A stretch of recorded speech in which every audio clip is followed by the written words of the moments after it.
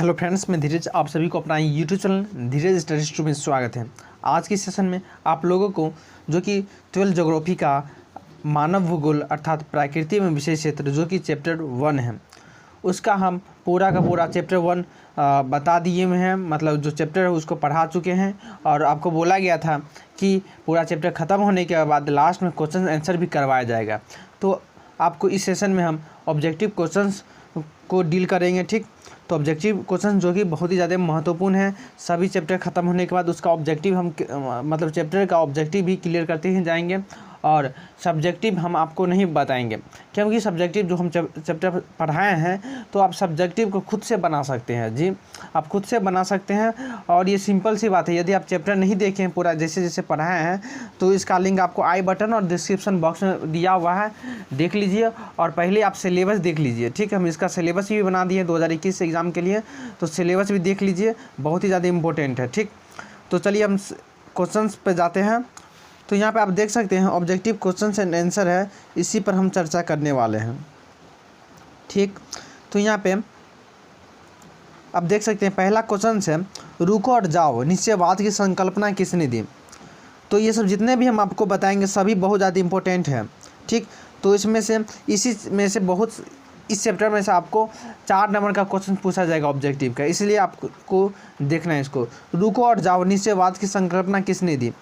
तो यहाँ पे ऑप्शन ए रेडजर, option B Humboldt, option C Blache या ऑप्शन डी ग्रिफिथ टेलर, मतलब ग्रिफिथ टेलर। तो किसने दिया था, तो हम इसका दिए भी है ग्रिफिथ टेलर, ऑप्शन डी हो जाएगा। ठीक, रुको और जाओ निश्चयवाद की संकल्पना किसने दी, तो ग्रिफिथ टेलर ने दिया था। ठीक, उसका दूसरा क्वेश्चन है व्यवहारिक भूगोल और राजनीतिक भूगोल। ठीक, व्यवहारिक भूगोल और राजनीतिक भूगोल, आर्थिक भूगोल अथवा सामाजिक भूगोल कौन से भूगोल के उपक्षेत्र हैं। तो ऑप्शन ए सामान्य भूगोल, विशेष भूगोल, जीव भूगोल या मानव भूगोल। तो हमने दिया है यहाँ पे ऑप्शन सी मानव भूगोल। ठीक, तो यहाँ पर हम बस उसका चारों ऑप्शन बताकर बस उसका आंसर ही बताते चलते हैं और वैसे आंसर यहाँ पर टिक लगा हुआ है। उसका तीसरा नंबर क्वेश्चन है संभववाद शब्द, संभावनावाद या संभववाद शब्द का प्रयोग सबसे पहले किसने किया था। देख लीजिए, संभावनावाद है तो संभावनावाद शब्द का प्रयोग किया था फेब्रे ने, मतलब कि उसका नाम फेब्रे ऑप्शन में दिया रहेगा एग्जाम में, लेकिन हम उसको पूरा नाम दे दिए यहाँ पर लुसियन फेब्रे। ठीक, वहाँ पर आपको फेब्रे दिया रहेगा तो आपको कन्फ्यूज नहीं होना है। ठीक, तो ये संभावनावाद शब्द का प्रयोग किसने किया था, तो फेब्रे ने किया था। और संभववाद शब्द का प्रयोग ग्रिफिथ टेलर ने किया था, उन्होंने रुको और जाओ का जो दिया था और संभावनावाद का। ठीक, तो यहाँ पर संभावनावाद है और वह संभववाद दिया था, तो इसको याद कर लेना। उसका यहाँ पर 4 नंबर मैक्सिको में स्थानांतरित कृषि की प्रथा को क्या कहते हैं।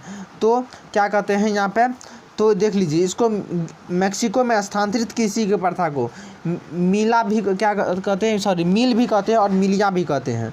ठीक, तो कहीं कहीं आपको मिल भी रहेगा, तो इस दोनों को याद रखेंगे। मिल कहीं कहीं रहेगा तो मिल लगा देना या मिलिया लगा देना, पर कहाँ होता है तो मैक्सिको में, ये भी बात को आपको याद रखना है। उसका यहाँ पर 5 नंबर आप देख सकते हैं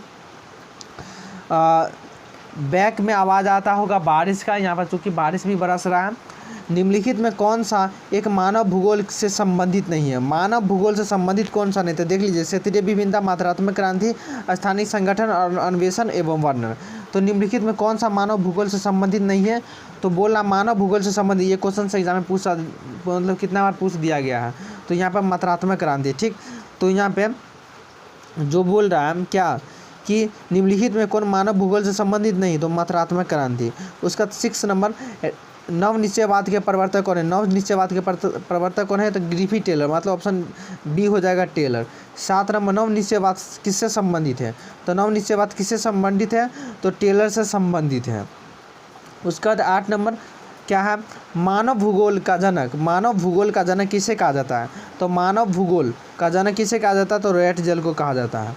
10 नंबर जियोग्राफिया जनरलिस के लेखक कौन है, तो वारेनियस। ठीक, तो जियोग्राफिया जनरलिस के लेखक कौन है, तो वारेनियस। इसमें जितना बहुत ज़्यादा इंपॉर्टेंट है। यदि वीडियो अच्छा लग रहा है तो वीडियो को क्या करना है, लाइक कर देना है। जी, लाइक करके आपको शेयर भी कर देना है, शेयर कीजिए, क्योंकि यहाँ पर ताकि आपके जो फ्रेंड्स हैं या जो नहीं जान पा रहे हैं तो वह ऑनलाइन क्लास के माध्यम से पूरा मतलब कि अपना पढ़ सके, अच्छे तरीके से तैयारी कर सकें। तो आपको सभी जगह शेयर भी करते जाना है। जोग्राफिया जर्नलिस्ट के लेखक कौन है, तो वारेन नीस। उसके बाद यहाँ पे आप देख सकते हैं 10 नंबर एंथ्रोपोजियोग्राफी नामक पुस्तक के लेखक कौन है, तो रेटजेल। एंथ्रोपोजियोग्राफी का लेखक कौन है, तो रेटजेल है। उसका 11 नंबर निम्नलिखित में कौन सा मानव भूगोल का उपगमन नहीं है, उपगम नहीं है। तो यहाँ पर देख लीजिए उपगमन नहीं है, तो उपगमन का बात नहीं बोला हम यहाँ पर उपगम का। तो आपको यहाँ पे कौन सा मानव भूगोल का उपगम नहीं है, तो यहाँ पर आपको मात्रात्मक क्रांति है। उपगम बोला तो मात्रात्मक क्रांति नहीं है। यदि उपगमन एक रहेगा, देख लीजिए उपगमन रहेगा तो उपगमन का ज़्यादा क्षेत्रीय विभिन्नता देना, मतलब क्या रहेगा, निम्नलिखित में कौन सा मानव भूगोल का उपगमन नहीं है, तो यहाँ पर क्षेत्रीय भी विभिन्नता हो जाएगा। यदि पूछा जाएगा निम्नलिखित में से कौन मानव भूगोल का उपगम नहीं है, तो मात्रात्मक क्रांति। ठीक, तो उपगम और उपगमन दोनों बात को याद रखेंगे।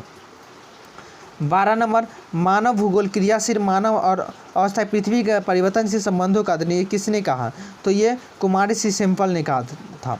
ये यदि आप चैप्टर सही से पढ़े हैं तो हमें नहीं लगता है कि आपको ये सब याद करने की ज़रूरत है, क्योंकि ये चैप्टर जितने पढ़ा हैं हम उसमें सब क्लियर कर दिए हैं। हम पूरा चैप्टर बाय चैप्टर ख़त्म कर रहे हैं। और यदि आपको अच्छे तरीके से एग्ज़ाम की तैयारी करना है तो चैनल पे जुड़ जाइए। आपको फ्री में सभी क्लास मतलब कि 12th का पूर्ण रूप से तैयारी करवाया जा रहा है। ठीक, और पूरा देख लीजिए, चूँकि ज्योग्राफी का पहला चैप्टर हम ख़त्म कर दिए हुए हैं, जो कि इसका पार्ट 3 वीडियो बना है, तो आप इसको देख ही लीजिए। ठीक, उसका मानव भूगोल क्रियाशील मानव अस्थायी पृथ्वी के परिवर्तन से संबंधों का अध्ययन है, ये किसने कहा, तो कुमारी सी सिंपल ने कहा था। इसका नाम है कुमारी सी सिंपल।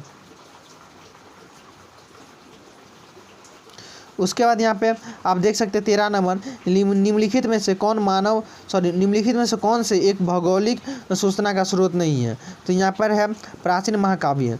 ये निम्नलिखित में कौन सा भौगोलिक सूचना का स्रोत नहीं है, तो प्राचीन महाकाव्य, ये बहुत ज़्यादा इंपॉर्टेंट है।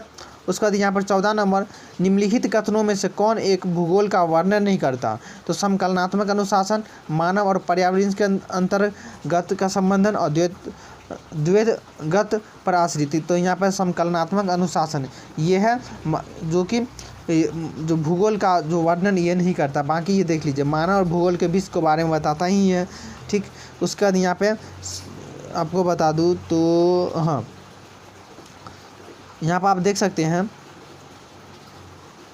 तो मतलब मानव और पर्यावरण के बीच भूगोल बताता ही है, द्वैतगत पराश्रित बताता ही है, टेक्नोलॉजी मतलब अर्थात प्रौद्योगिकी के विकास के फलस्वरूप आधुनिक समय में प्रासंगिक नहीं, तो ये भी कुछ बताता ही है। तो यहाँ पर समकलनात्मक अनुशासन ये नहीं है। ठीक, तो याद कर लेना। उसके बाद यहाँ पे आप देख रहे हैं निम्नलिखित में कौन एक चीज़ और आपको बता दूँ कि भूगोल में आपको कहीं कहीं रहेगा निम्नलिखित कथनों में से कौन सा भूगोल का वर्णन नहीं करता है, तो वहाँ पर ऑप्शन रहेगा, ये ऑप्शन डी भी कहीं कहीं रहेगा। तो यहाँ पे ऑप्शन ए होगा, ये भी ध्यान रखिए, ऑप्शन ए भी होगा, तो वहाँ पर ऑप्शन डी रहेगा तो गलत है। ठीक, उसका यहाँ पर 15 नंबर निम्नलिखित में से कौन विद्वान मानव भूगोल से संबंधित नहीं है, तो मानव भूगोल से कौन विद्वान संबंधित नहीं है, तो यहाँ पर सैम्पल, रेटजेल, हासिंगटन या बंटेर रसल। तो ऑप्शन यहाँ पर सी हो जाएगा। वैसे हम कि जो उसका आंसर है उसको हम हाईलाइट कर दिए हैं ब्लू कलर से। यदि आपको इसको मतलब इसका PDF लेना चाहते हैं तो उसके लिए टेलीग्राम ग्रुप में शामिल होना होगा। टेलीग्राम ग्रुप का लिंक आपको डिस्क्रिप्शन बॉक्स में दिया हुआ है, नीचे में जो वीडियो के नीचे है, तो नीचे में दिया हुआ लिंक, आप वहां से ज्वाइन हो जाइए।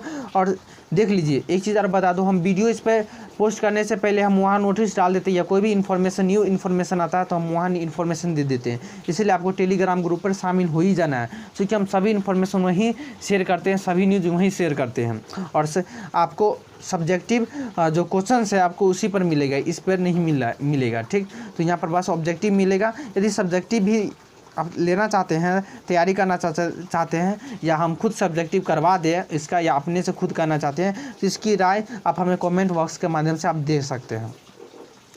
उसके बाद आपको यहाँ पे देख सकते हैं 16 नंबर निम्नलिखित में से कौन सा एक लोगों और पर्यावरण के बीच अन्योन क्रियाएं का सर्वाधिक महत्वपूर्ण है, मतलब कि क्या बोला, पर्यावरण और लोग के बीच अन्योन क्रियाएं किससे संबंधित है, तो टेक्नोलॉजी के कारण ही हम प्रकृति को जान पा रहे हैं ना।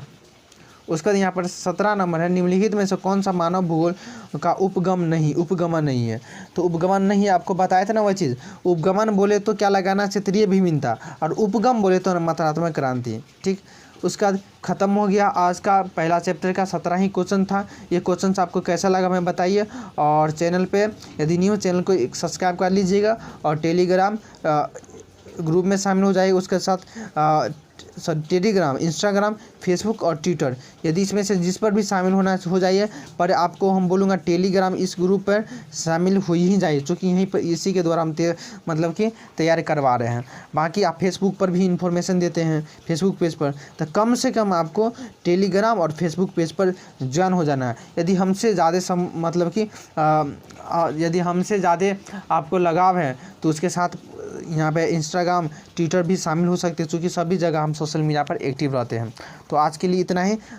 कल से हम ज्योग्राफी का चैप्टर 2 पढ़ेंगे। ठीक, तो धन्यवाद।